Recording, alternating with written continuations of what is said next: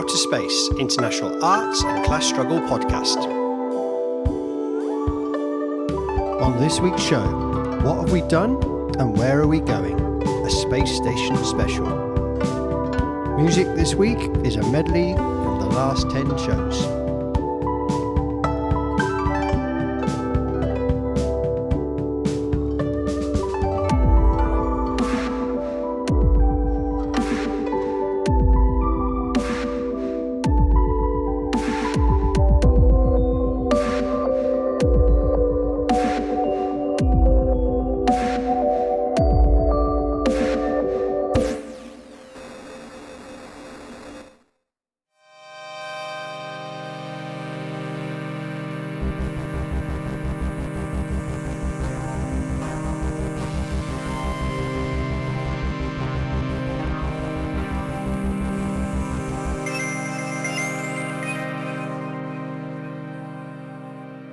Okay then, so welcome to this week's show. It's a bit of a special this week. We don't have a guest as such.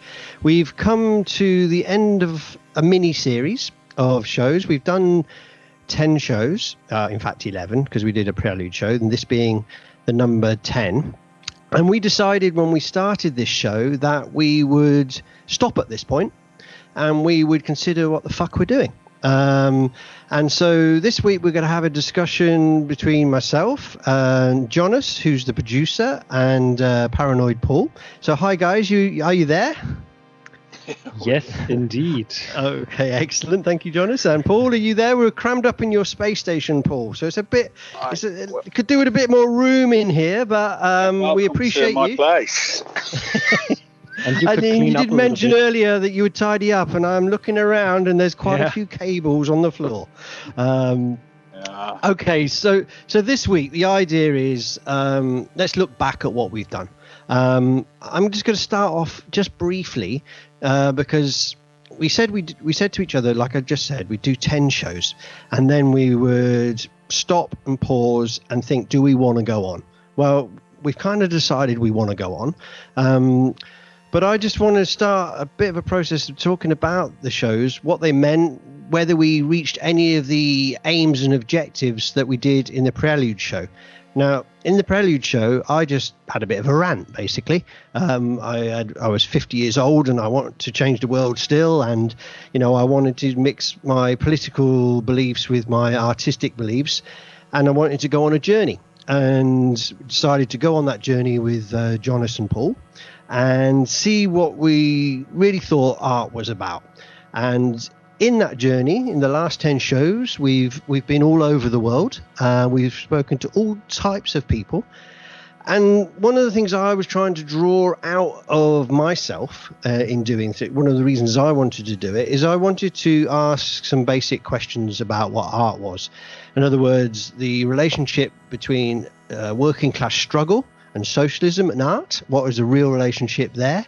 I wanted to sort of test an idea that I believe that art is just the creative moment when somebody has to solve a problem, and a whole load of other things, which I invite the listeners to listen to the Prelude show, where I go on that bit of a rant and I sort of talk about what I wanted the show to be. Then after that, Paul dissected a bit. The idea Paul would be a bit of a counterbalance to some of my views, and we just started a discussion. But I think it's true since then, we have done 10 shows, which we've touched on some really important issues. And I think for me, the show has become a little bit more important than I thought it might. And for me, it was always going to be an excuse to find out stuff that I didn't know about, that maybe people thought I knew about, but I didn't. And so for me, it's been a bit of a journey. Also, I've tried to learn about how to be a presenter, and as you can see now, I'm talking too much. And in the first shows, I think I was a bit too chatty and talking my own opinions, with the idea of trying to learn how to do a podcast. But I feel that we've done well. So, I mean, maybe before I ask the guys about what they thought the best shows were, maybe you want to just give a minute overview yourselves about how you think it's gone. Do you think it's been good? Do you think, obviously, I'm hoping you're going to continue? I don't know, Paul first, maybe. What do you think, Paul? Well, as I always say when we talk about this, I'm always so pleased when anything works at all. So for me, it's been a real success because it's not just, gone okay. It's never. I felt like it's been a pretty good run. I mean, it's been. You've had. I mean, a lot of that comes down to the guests you've got for us. I mean, you must be pleased with, that. I mean, they've all had remarkable things to say. I mean, if we're looking at the titles and remembering it, all of the shows. I mean, they're all so distinct, and they were almost always experts in their field. And when they weren't experts, they had an incredibly sort of vivid personality. I mean, like the portraits. Was it Jackie, the artist? Susan Mooner, the portrait artist. Susan Mooner, of course. Jackie was the poet. The revolutionary nurse who did the haiku poetry. But both of those two, they probably wouldn't regard themselves as experts at respectively painting and poetry, but their personality and their insights and made them feel like real authorities. Anyway, and that was really. Yeah, that was so for me. Yeah, I mean, I think the strength of the show is that the star of each individual episode is the interviewee, and we've managed to honour that. And I think we've looked out as far as it just seems to have been fairly effortless to get the result we got. And I think the result we've got is kind of I think it's pretty positive. I think it's warm and forward-looking, and it's prompted some really interesting conversational moments between me and you, which I'm really glad that we've captured for prosperity. Okay, well, Jonas, I mean, first of all, everybody, welcome to Jonas. This is the first time that he's physically on the show. Yeah, and on the space station. So he's come up from ground control, so if everybody likes how the show is recorded and how it's put together and that kind of stuff, it's got nothing to do with me and Paul. Anyway, Jonas, so what's your perspective on what we've done so far? Well, I think it's been a bit of a journey. When I look back to how you started with the laptop recording in your bed when you just turned 50, and you sent me that, and I said, well, the microphone sounds a bit not so good. But also it's I have to say it's a bit strange that after listening to you guys talking for so many times that now I'm here with you up in the space station. But I like it. No, I think what stood out for me, since I've spent quite a lot of time editing the podcasts, and we had some difficulties in the beginning finding out the structure of which jingle we want to use and what the level of the different sounds should be. After we came over that, I could see that especially both of you really developed, and I think you're both getting better and better at doing this podcast, and that's really nice to see. And also the topics, even though sometimes I thought that might not be so interesting, it was always very interesting to listen to. And sometimes gave me a new view on certain things or opened my eyes even. Yeah. Cool. Well, I mean, I think what's important to me out of what you just said was actually making a podcast is an art form.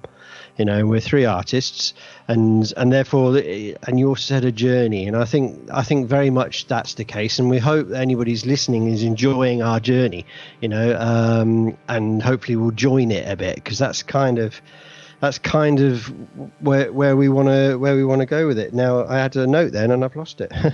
Okay, so no, I know I'll say that. Oh, that was it. I remember now.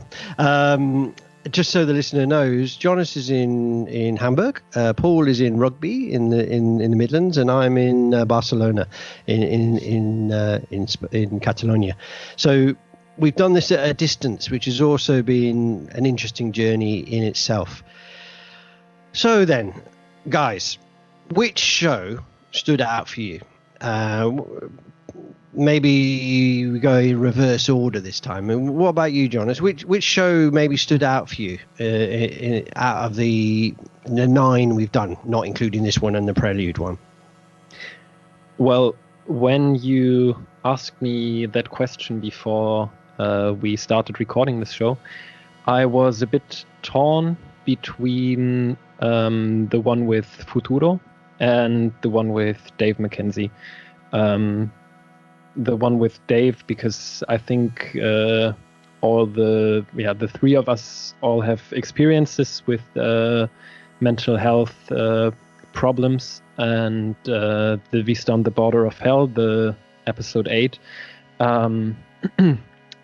because it was very shocking, even though I knew about the problems in refugee camps.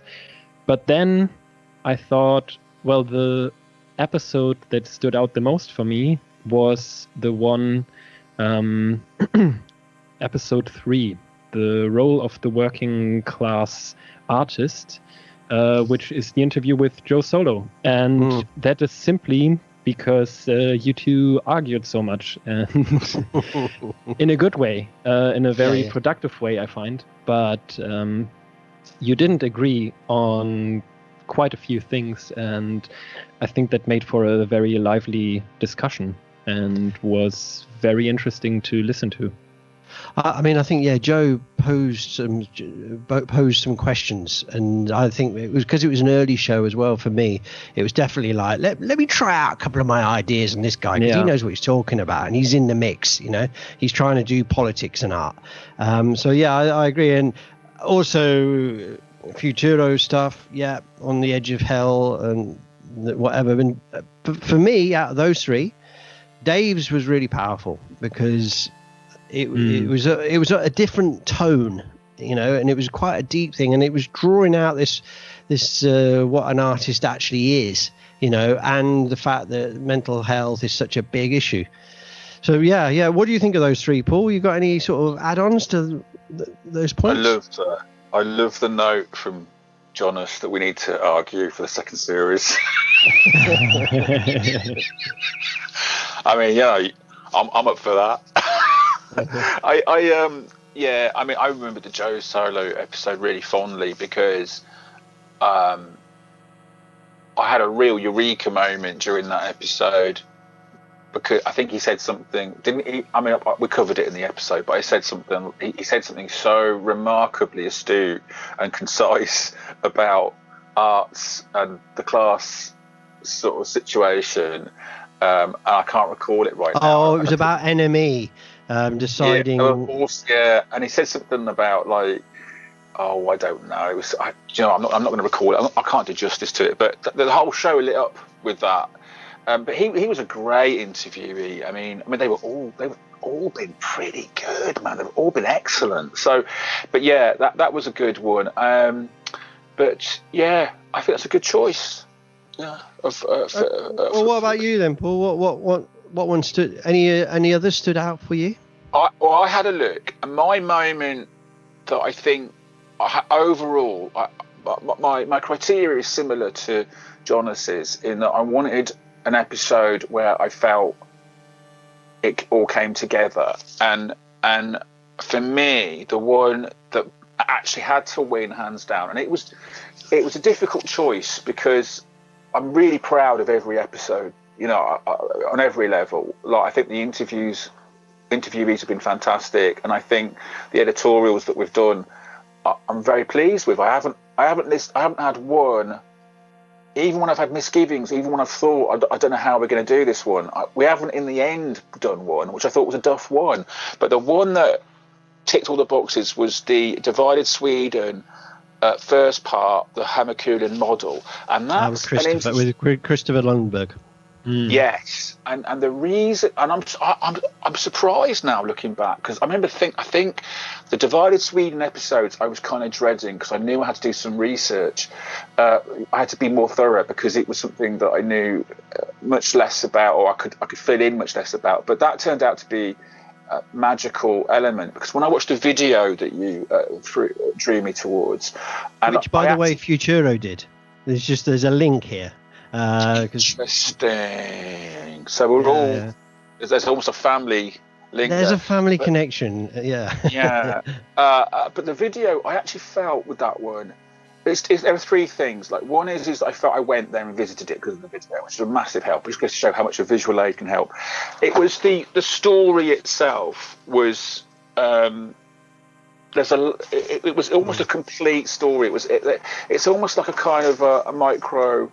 It was a model. It was the Hamakura model, really, and the reason I interviewed Christopher is I've been involved in a little bit in the area, but it was because it was a model of how a political organization of the far left intervenes with the community, and then they use with the community, because of the situation, they use art and creativity to stimulate and bounce off and be involved in the class struggle. So I think you're right, Paul. It did kind of it was everything the show's about, eh? It had a story. I know, and I don't mean to sort of not be respectful of the fact it's their lives, but the whole story, how it came about.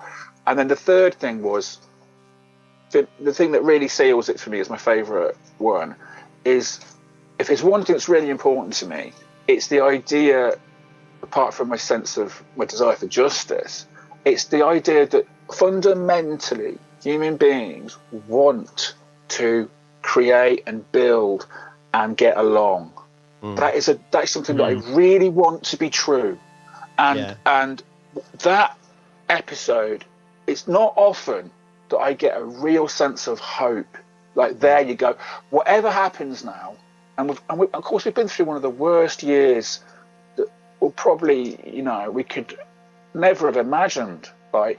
And whatever happens now, I'll always remember that no matter how bad things get, and hopefully they don't get any worse than they are now, I'll always think about the Hamakura model and go like, well, that was a Petri dish situation where the human beings did not conflict with each other. They got on with it, and they created. And they created also in the face of considerable resistance as well. And I just wanted to... No, well, I think what's interesting about that one is we did 2 episodes on it, because obviously we did Daniel Teres afterwards, and Daniel being a social activist himself, but also a worker in Gothenburg, but also an immigrant and a guy of color, and also somebody who is from Argentina. And that episode as well, the two go together, because what you had there is you had the report on the ground, and you also had the generalized picture. And we'll go back to Gothenburg. There's a lot of interesting stuff going on there. What do you reckon, Jonas? Any comments on Paul's one? You mean You can tell hey Paul, you can tell he's the producer, can't you? Come on, you have to have a coffee before you do it, Jonas. That's what it is. You have to. Yeah, no, I don't like coffee. That's the problem. Well, not to worry. So, I mean, well, for me, I agree with Paul. They all stood out. I mean, I enjoyed Suzanne Mooner's one particularly because I love her. I love her art. I might ask her to do a picture of us three, actually. Obviously, that'd be cool. I've said it on air now. Nice. I said it on air now. It was something that was in my head and it just came out. I haven't asked her yet, but let's see, Suzanne. Well, she can't say no now. No, she can't. But so I mean, she has been asking people, and we hadn't sent her. So let's try that one. But I loved the way that she was a trade unionist first, and throughout the series, I pretty much asked everybody whether they consider themselves to be an artist, and some said no. Some said, like David was just like like us, if you like what I mean. People like Jackie, what a wit and sharp woman she is, a nurse on the front line, writing this poetry, but didn't see herself as an artist as such, and others didn't as well. So that was quite dynamic, and I liked both the Susan and Jackie one for those sort of deeper questions. The other one that personally stood out for me was the one with Natalia Mendina, because it was about her uncle in Uruguay and how the police shot him. And that stood out for me because it was we were part of a festival doing that podcast. We were part of another art form, but we also were talking about something that I was been involved in the year before, and so that was quite special and important to raise these cases of state murder, basically. So that was good. I think the one that really got me was the last one, doing with Algiers, because of a number of things. Fighting racism for me is central. It's I think probably the three of us are all the same on this issue, but I feel it very strongly. It's always been something I put as a priority in terms of campaigning. But the Black Lives Matter stuff, because of the statues question and because I'm a sculptor, that felt really important. I find the history of the Panthers really important, and we talked about some in-depth stuff afterwards with me and Paul about what the artist or the political stimulation to change things and that kind of stuff. And so I think for me that one was a very bright light. But interesting enough, I when I was thinking which one would I say, I like it because I like his voice. And he's such a nice, calm guy, collective, and he's always got a positive word for people, and Futuro was like that too. In fact, all our guests were very lovely people and all had that kind of characteristic. But Futuro and Algiers both have this sort of very I think maybe it's a tone in their voice, and because I've been thinking about podcast and how I should talk. Should I talk like late night show, or should I talk like I'm on Radio 4, or should I've been going through some of these emotions, or should I be some kind of crazy guy, and I've actually been listening to people's voices, and so LG, you've got a lovely voice, and so have you, Futuro. So I guess those ones the ones that stood out for me. I think Any other comments on the shows that you guys want to throw in? No? No, I've said a lot. I don't know if Jonas wanted to add. Well, I have something that just came to my mind since you talked about Algiers and the episode where you talked about the Panthers. Today I saw a trailer for a movie about Fredhampton, produced by Warner Brothers. Oh. And I think it will be in cinemas next year or so. And I'm curious to know what Algiers, for example, would think about that. And maybe we could come back to that. Definitely. I don't know, just an idea. No, definitely. I mean, with all the guests, in fact, some of them want to be much more involved, which I thought was really positive, and every single one of them had something to come back to, if not more. I mean, maybe this is the right moment just to. I was going to ask you guys about the music, but just because we're talking about, you've raised that about Fredhampton and films that are coming out, and maybe what shows we should do. Maybe we should talk a little bit about where we are, because we've done the 10 shows and we're going to do this idea of doing, another series. I fancy throwing in a couple of ideas at you with people who I'm talking to about who the next shows will be. So maybe if I just fire some off and, you guys can have a little think about what you think. We're going to have an interview with somebody called Tati, and she's done a doctorate degree and is involved in as well poetry of the favelas in São Paulo in Brazil, which is like the townships on the very poor areas on the edge of Brazil, and she's going to do a show with us on that, which is like, it links with some of the stuff, not in quite the same way, but when we talked about the refugee stuff and some of the other stuff me and Paul have discussed, it's about this idea of on the hardest places of humanity, art finds its way. And I'm really looking forward to doing that show. I'm going to do one with Vlad from Romania on the art of football. Me and Vlad talk quite a lot about politics, and we always talk about it in football terms. But also he's a fanatical football guy and knows all about anti-fascist football movements and stuff like this. And so we're going to have a show with him. We're also going to go around the world with lots of different places. We've got a show with somebody in Australia, somebody in Venezuela, and the likes. Also, Mike Hess is worth a mention, because Mike does the image. He did the artwork, not the world stuff, but the image coming down. Mike did that image for us, and he's going to do a series of shows with us on gaming. And on the question of gaming, the politics of it, and not just board games or video games, but all aspects of it. So we're going to have a whole mini series there. So lots of other stuff in the mix, which I don't want to go into. But any ideas, any thoughts on those shows with you guys? I just thought, I'll tell you one thing that we haven't touched on yet, and I think that we should just bear in mind going into the second series, is that when we started, and I don't think we dropped the ball on this, but I realised suddenly that we've not completely followed through on it, is we were on this mission to try and work out if you could call, how do we frame it? Artist, the definition of it, the nature of it. And I guess all I'm going to flag up right now is we should probably reinvigorate that going into the second series and make sure that we keep that. Cause I remember in the first couple of episodes we really were onto it, and then the subjects of the interviews got so intense, and that's good. I think that's more important. It's good that we gave way to it. But you know what? We haven't finished that. We haven't answered that question yet. And I just thought it was interesting. Well, I think, Rob, you and I worked with Tati from Brazil on one of our bad art exhibitions. And I'm really looking forward to hear what she has to say. I honestly... Well, I don't know a whole lot about football. So, you will after that show. Yeah, I'm sure.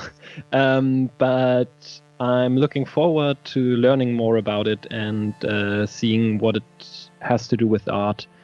And Mike. I mean, I know Mike as well. He's a good friend of mine, and I've tried out some of his board games and card games, and I'm also really looking forward to that one.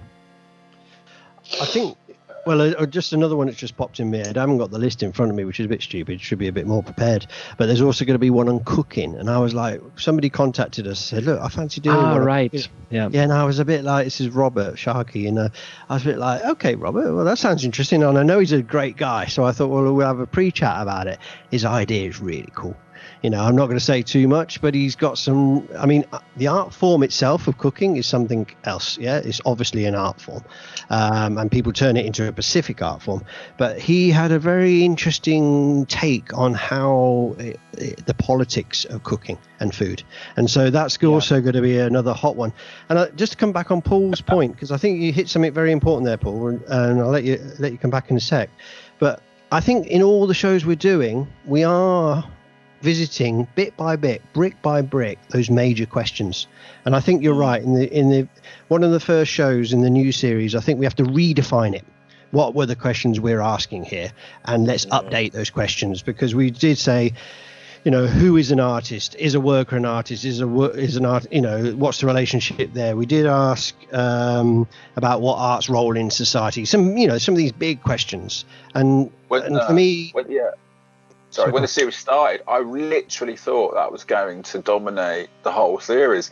But very quickly, the interviews became so powerful. I think we went to Natalia. I think we went to her one. It's about something like the third or fourth episode, and that was it. We were from there on, all the stories were pretty involving. I mean, and I think our question felt a little, what's the word I'm looking for? It didn't feel important compared to the I think what we should, I think we should do? We should try and find a couple of guests where we talk, not theory, I don't want to talk art theory. Yeah? I don't want to go too far, but I think we should choose a couple of guests where we would focus on these questions. Yeah. And then we would be able to use, you would be able to use, I'll find somebody, I'll find a couple of different people because we get to some different views on it maybe. Because I think there is a whole theoretical debates going out there, and we've kind of avoided that and become more of a proper, well, we decided to be like a magazine show, and it's been a bit like that. It's gone that way. Yeah. Well, just on this point then, on the magazine show, the structure, I'm quite happy. I want to add some more features, and some of the people we've interviewed want to be involved a bit more, and I know other people do, and we're going to have a bit of time off putting out shows. So if you listen to this one, maybe we've had that time off. It's not time off. What we're going to do is we're going to draw back a little bit and professionalize ourselves a bit more and share it more, do more publicity, do some of the, because we haven't really pushed it. And so we're going to spend a couple of weeks, maybe a month, we're not sure. We're going to do a new batch of interviews, and we're also going to share it wider. And that's quite important. And in the process of that, and doing some promotion, we'll re-look at the format. But I think the format's been quite good with the major interview, and then we always play somebody's music. Now, for me, that music bit has been really cool because sometimes it's connected to the interview, and sometimes it's not. And also, I think in the future show, it doesn't have to be music. It can be somebody's poetry, and I think we have to make an appeal to everybody out there. Send us your stuff, as long as it's not professional, if you know what I mean. It's not copyrighted. But on the music stuff we've had, anybody got any favourites of the music we've put forward?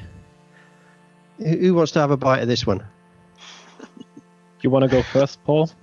Yeah, I mean, for me, it was hands down. I mean, I have to declare an interest. I mean, she's a personal friend of mine, but a magical moment in the series was when we cut from the end of Suzanne Mooner's episode about portrait, and we were talking about I forgot. Oh, I'm going to get his name wrong. Diego, the artist.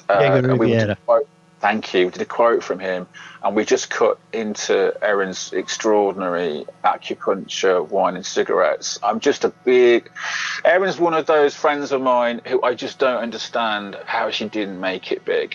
I mean, I'm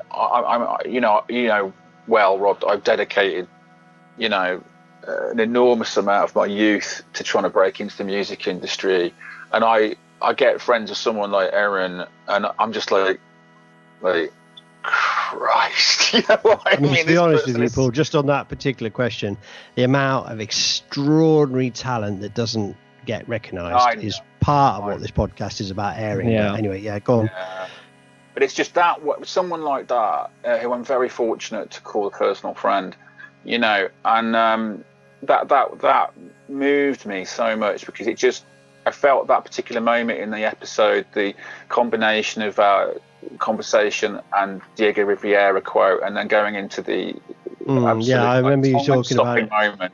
Yeah, so that's my highlight musically, and it's no reflection on anybody else's music in the show. It was just that particular positing of the song, that was magical for me. Cool, man. Well, I think we should declare a little interest here because all of us had a song in the shows. Mine was about 22 years ago recording, but we threw it in, and it's actually not the one I wanted to put on at all. But anyway, it worked. But we all had a song in there, and maybe we'll do one in the future again because we still got a catalogue, and Jonas is still creating, and Paul, you're still gigging. I'm probably the only one that's not playing at the moment.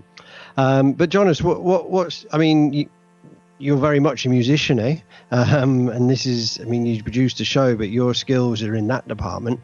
You make music yourself, and and the rest of it. Which one stood out for you? I really liked Paul's song, which was Creep. which was, I think, on the Prelude, right? Yes, it was on the Prelude, yeah. Yeah, and kind of an introduction to Paul, and I really, really like that song. Thank you. Also the one by David Mackenzie, Very good. aka Stance, I think is his name. Yes. Luminosity. Just because, it's my type of music that I like That's to true. listen to. But it's also, I think, with David's that, I mean, it's electronic music like yourself, and you guys are quite similar. But what was powerful about that was what it was about. Exactly, the story behind it, and knowing why he wrote that song and in what the state was that he was in mentally when he wrote that song, just gives it even more power. Yeah, I mean, just for the listeners, when we put this show out, we'll obviously have the links to all the shows and all the music in them. So you'll obviously be able to listen to it and find out, exactly what we're going on about. But just a quick one. It was called Luminosity, and it was, a difficult situation. It was Dave was going through looking after his nan, and it was, a kind of bright light he saw in her eye at a difficult moment. And for me, I think it was when she died. That's she did. He talked a lot about her illness and passing, but I think the moment of the song, if I remember correctly, was a kind of twinkle he saw in her eye, an open moment. But we can go back and have a listen to the podcast. So any other songs sort of stand out for you guys? Anything else? I've been really proud of all the shows, and I think all of the stuff that we've put out there has been brilliant, and I, really good. I mean, I've picked one because you asked me to. You must have picked one, Rob. Yeah, I did. Oh, yeah, that's true. I thought I had. Well, actually, funnily enough, for me, the one I like the most, and I think we put it with Jackie Berry's, and what was great about Jackie Berry's shows, Jackie was really passionate. She's a trade unionist, she's an activist, she's a revolutionary, but she's a frontline nurse in this particular moment. She was on an intensive care ward of COVID-19, and her interview was very good, and she's a bit of an inspiration on the sort of social media kind of stuff as well. And then I was discussing with Paul, what song could we put on with that one? And then Paul came out with an old friend of ours called Dave Williams and his band called System Kicker. And it wouldn't be the sort of music, it's not my sort of thing. It's very heavy and hard and sort of thrashy hard metal. I don't know what Dave would call it. But it was called See the Danger. And he did a remix for the show, and the original version is really long. And I was quite happy to have the whole fucking thing. But actually, Dave went away, and because it was the early stages, we were kind of waiting for Dave to send it, and he worked on it quite nicely and made it into about 2 minutes. And for me, it was really hard. And it was See the Danger. And for me, actually, that stood out. Again, I know Dave. Obviously, we know all these people we're talking to one way or another because that's how we got them on the show. But yeah, I think that's the one that stood out for me. And I would have seconded the Luminosity one because that was quite powerful. It was nice because, of course, Dave's is one of our core guys, isn't he? He's like an absolute stalwart of some stuff we've done in the past. He's one of the people that talks the most sense in the fewest number of words I've ever met, and I call him the governor for that reason when it comes to anything to do with music and the music scene, And it just, I suggested that to you because it was our first show, and that show's very important because we were busting the door down and finding out if this was going to work, and so Jackie and Dave, I'm always going to remember those two people and their contribution really fondly, because we were literally just finding out if this was going to work. We were Erin, I don't know if we haven't mentioned this yet, but of course Erin, not only did she provide acupuncture wine and cigarettes, but she also provided a piece of music for our opening theme, and so that first episode we were drawing on all the talent we could, and that first episode coming together, it was such, because it sounds great, I mean, you know, I mean, considering that we're all doing this for the first time, that we're none of us seasoned at this. Yeah, I mean, Jonas, I think you're probably the most experienced person out of the three of us, and you know, Erin's opening music, Jackie's wonderful, lively interview. I remember you saying you chose Jackie for the first interview because you knew her personally and you knew that however it went, it was going to work. However much you screwed it up or didn't screw it up, Jackie would make it work. And it was a lovely, life-affirming, fun way to start. And then because Jackie's personality was so kind of warm and the interview had been like such a sort of great adventure, it needed something sort of thriving, you know, like really sort of, you know, like, you know, I kind of, what do they call it, a call to arms, you know? And I just thought, what if we put one of Dave's numbers on? I remembered this song, See the Danger, because Dave is a legend from where we come from, especially in like the Midlands, you know, in the hardcore punk scene. And I just suggested it to you. I didn't know what you were going to say. And it just somehow, maybe partly because of the reference to COVID and everything that we've been through this year and Jackie being involved with that, and partly because it contrasted in a really healthy way. That was a wonderful coming together moment, and so we packaged that in between us, and Jonas does all the hard work.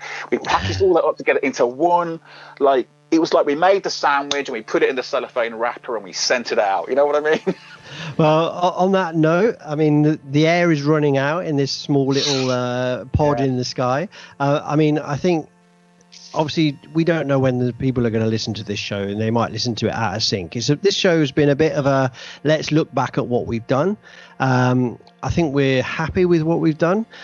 We want to go to the next stage. We want to take it to the next level. We're going to professionalize ourselves. I don't know if that's the right word. Maybe we shouldn't professionalize ourselves, but we're going to promote it more, I think. And so a bit of an appeal to people, really, to send us your music, send us your ideas, get involved, like us on the Facebook group, where you can comment and discuss and these kind of things. Send in your music or your poetry or whatever audio performance you can do, because we're not ready yet for video. And be a bit patient, because we are going to be continually working for the next month or so, probably on putting the next shows together, and please get involved. Really, is a bit of an appeal. So that's my sort of my closing statement. I don't know, Jonas, you got anything you want to say to wrap us up? Well, just thank you for listening, everybody. Cool. That's nice and simple. Me and Paul waffle, we like the sound of our own voices. Anyway, Paul, do you want to take us out? Take us out with a gem? The only thing I say, opposite one last thing is, of course, one thing. Forgive me, Rob. I think you might have forgotten to mention is also if you think you'd be a good interviewee, or you know someone who'd be a good interviewee, the theme of the series is art and politics and struggle. And so if you are somebody, or you know somebody who creates art, you don't have to have been wildly successful. You might have missed that from today's discussion, but it's quite clear in some of the other discussions we've had. You don't have to be successful. You don't have to have been signed if you're a musician. In fact, we'd prefer it if you haven't, because that makes us feel better about our own failure. But basically, we're open, aren't we, for submissions for people who think they've got a story. And like, this is a bottom up podcast, in the sense we don't want big stars necessarily. We don't want big stars. We want people whose art is an expression and hopefully maybe a mechanism of solution in the struggle that we're all in trying to find some kind of order and justice in a world where, quite frankly, we feel the people that we've charged with that responsibility have failed us. On that moment, we'll say goodbye to you all out there, and we'll see you all again soon. Tune in. Bye now. Bye. Bye.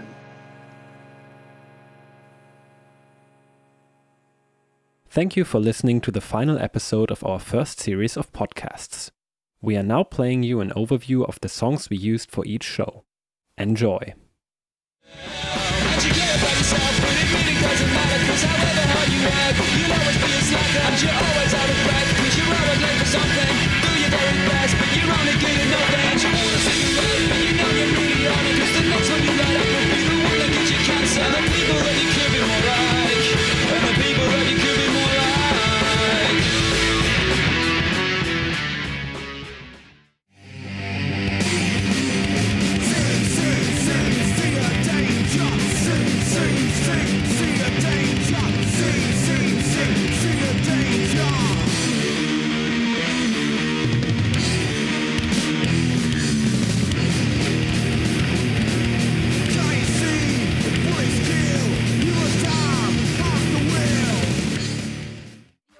No a los asesinos, no a los agresores, quienes violan tus derechos por creerse superiores. Quienes violan mis derechos por creerse superiores.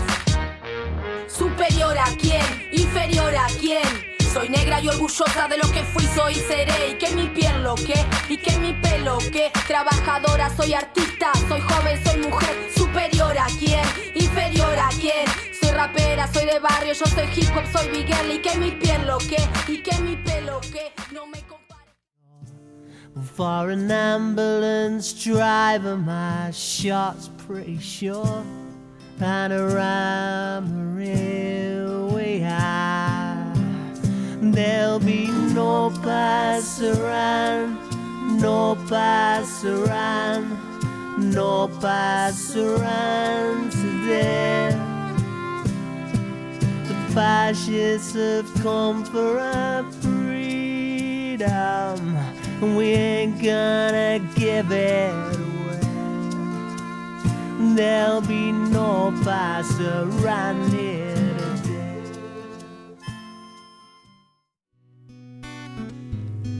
I believe that Alice went to Wonderland last night, and Dorothy got home by clicking her ruby red shoes.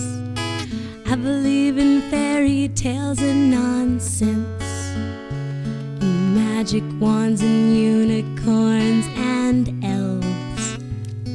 I believe the tooth fairy is overworked and broke, but I don't really believe in myself. But I can close my eyes. En el olvido seguimos aquí. Sigo tirando esquinas porque le entregué mi vida. Voy saliendo de la ruina solo con mi loca rima. Son enfermas y te muestran calavera. La muerte hoy te acecha en esta vida callejera. Los conciertos, los negocios y una que otra balacera. Me cuido del gobierno y de la ley que es traicionera. Nos quitan pertenencias y nos ponen las fronteras. Yo sigo en el barrio y vivo haciendo lo que quieran esta acera. Tatuando, dando serenata, voy matando rata. Buscando mi respeto y no la plata. Mis logros pocos los consiguen, muchos tratan. Compito con mí mismo y eso a ellos los mata.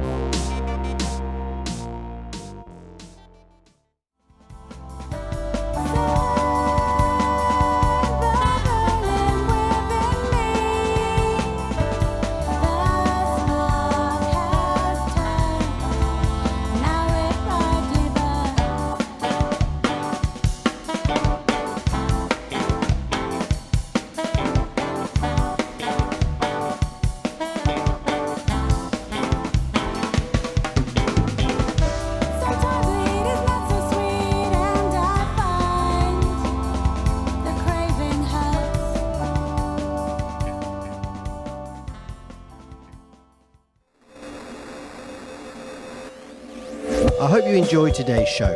If you have something to say to us, or even something to play, or just want to find out more about this podcast, then why don't you contact us on outa-space.com. That's outa-space.com. Alternatively, you can join our Facebook group, which is Outa-space Podcast. Okay, you take care now.